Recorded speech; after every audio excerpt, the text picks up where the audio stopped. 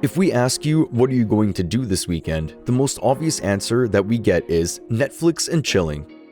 This is because Netflix has become a big part of the entertainment world from the mid-2000s and still ruling many people's hearts with a large amount of content. However, before Netflix entered the entertainment world, there was someone else who was ruling the 90s. Yes, it's Blockbuster, a giant video rental company that was also known as Blockbuster Video. At the early age of Blockbuster, it had a great peak on its profit graph with 9,000 plus stores and 65 million customers. But in the mid-2000s, the Blockbuster graph started going down and people were going for Netflix to rock their weekend with movies. Everyone thinks of Netflix as the culprit behind Blockbuster's death. But in reality, the decline of Blockbuster started years before Netflix came. So what actually caused the decline of Blockbuster? Was it the technology or their business strategy? Let's find out.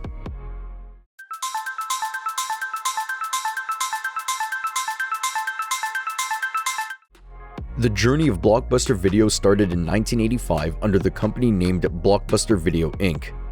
The company was owned by David Cook, a software supplier in the oil and gas industry, and his wife, Sandy Cook.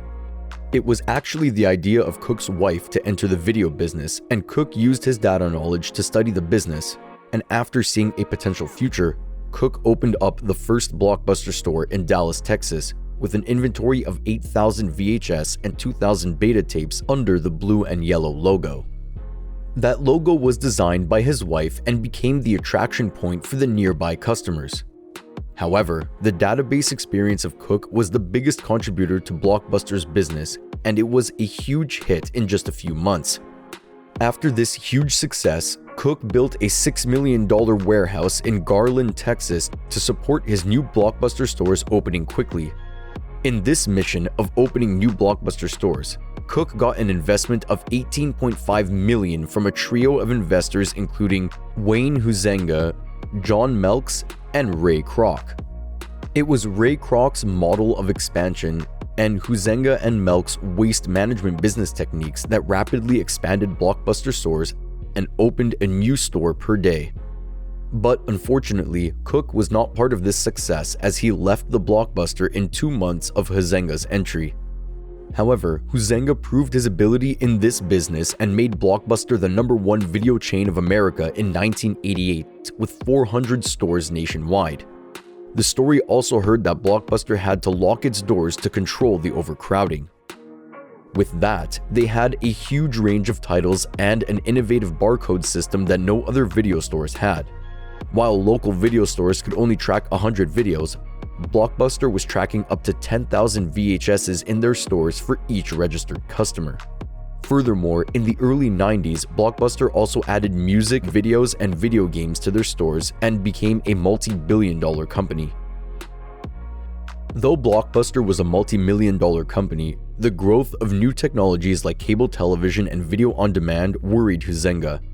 Even just the announcement of an upgraded cable system from Time Warner in 1991 had dropped Blockbuster shares by 10%. So, in 1993, Huizenga invested in Viacom, an American media conglomerate, and considered buying a cable company. With that, Huizenga also had the idea to build a Blockbuster sports and amusement park in Florida, which also got approval from the Florida legislator.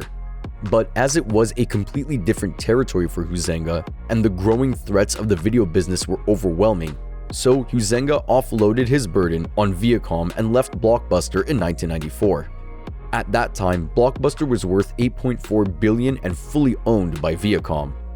But it became a great shock for Blockbuster, and in just 2 years, Blockbuster lost half of its value and stood only for $4.6 billion. After that, Viacom merged Blockbuster with its parent company Blockbuster Entertainment Inc. and renamed Blockbuster Video to Blockbuster. The logo was also slightly changed as they had a new CEO, John Antico, a former Taco Bell president on the row.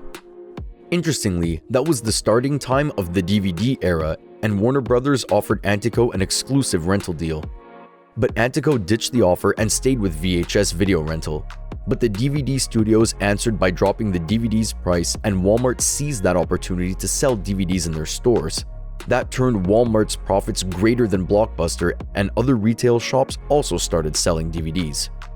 It had eventually impacted Blockbuster, but Antico kept going with increasing store numbers in international locations and launched offers like Blockbuster Rewards for customers to earn free rentals. But while Blockbuster was coping with the DVD's blunder, another threat was growing on the edge. Reed Hastings, a former customer of Blockbuster, founded Netflix in 1997, being frustrated with the $40 late fee of Blockbuster. He introduced a new and easier way to rent DVDs by mail rental service, and people started switching from Blockbuster to Netflix. However, in 2000, Reed offered Antico to take over Netflix for $50 million, but again, Antico made the same mistake. And in the mid-2000s, Blockbuster tried to create a video-on-demand service with Enron, which eventually failed in 2001.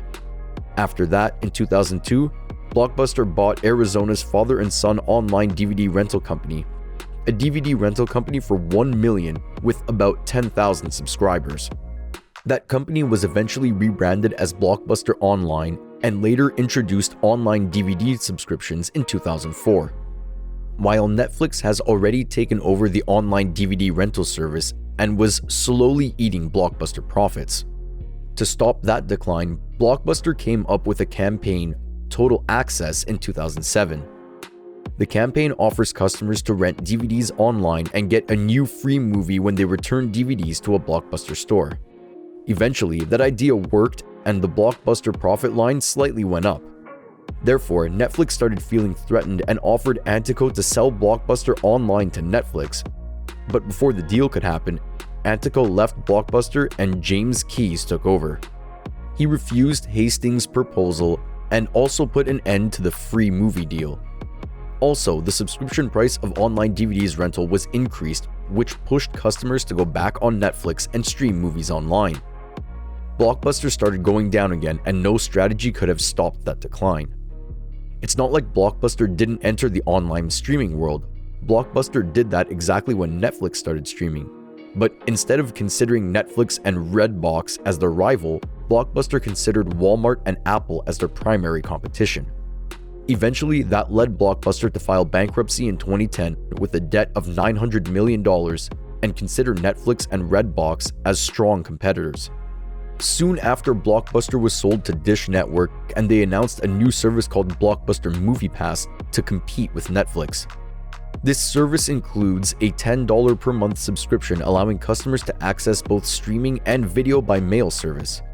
But franchisors eventually closed the physical stores, and it caused trouble for Dish to continue with the video-on-demand service. Still, they work on the online streaming service and video-on-demand with the remaining stores. But the stores kept closing day by day, and now there is only a Blockbuster store left in Bend, Oregon. And the online service also has only one homepage that creates no excitement between customers. The slow and steady death of Blockbuster had cried many to their customers and employees for decades. Blockbuster was not just a store for those 90s or 2000s people. It was an experience and excitement that made many people's movie nights.